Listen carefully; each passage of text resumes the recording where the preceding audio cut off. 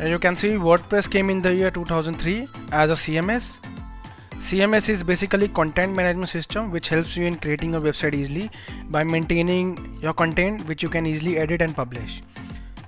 WordPress is open source. Open source means it is quite easily available. Just go to its official website wordpress.org and download it for free.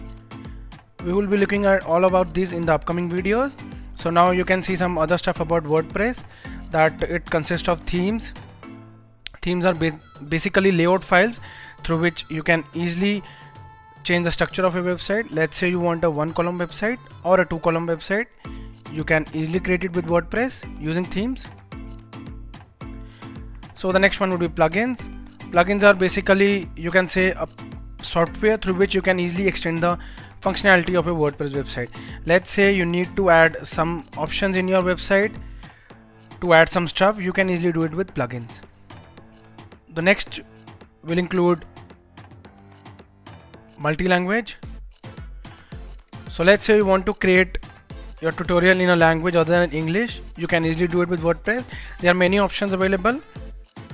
Many plugins are also available through which you can easily create a website in other languages like Russian, French and etc. So the next option we will be looking at is easy. It is quite easy to install WordPress. You can easily work upon it and the installation is not quite difficult. So we will be looking all these in the upcoming videos. So now we can work upon some of the disadvantages.